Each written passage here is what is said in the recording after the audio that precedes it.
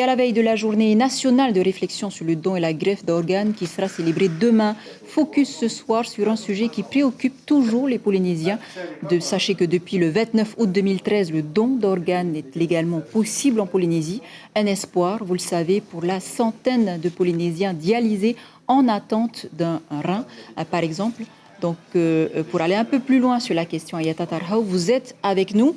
La situation est compliquée. On parle de pénurie d'organes en Polynésie. Oui, la preuve avec ces chiffres. Aujourd'hui, ils sont 121 patients dans cette situation. C'est-à-dire qu'ils sont en attente d'une greffe de rein. Un chiffre qui a un petit peu diminué. Ils étaient 144 en 2019 grâce aux transplantations réalisées au Fénois entre 15 et 20 chaque année, ce qui fait donc un greffon pour 6 malades. On comprend donc que la situation est un petit peu compliquée et pourtant le besoin est grand. L'insuffisance rénale est un réel fléau au Fénois à cause de l'obésité et du diabète.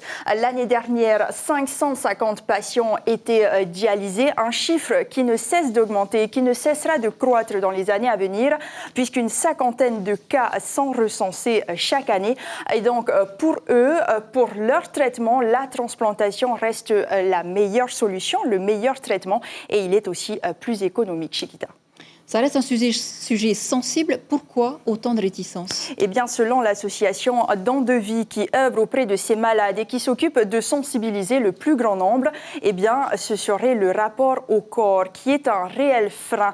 La peur de ne pas retrouver le corps dans un état normal et de ne pas pouvoir réaliser les obsèques. Je parle bien de personnes décédées car dans la majorité des cas, les transplantations sont réalisées à partir de ces donneurs. Alors demain, l'association organise une grande opération de sensibilisation au CHT de Taoné. Si vous avez besoin d'informations ou si vous souhaitez avoir plus d'explications sur le don d'organes, n'hésitez pas à aller faire un tour.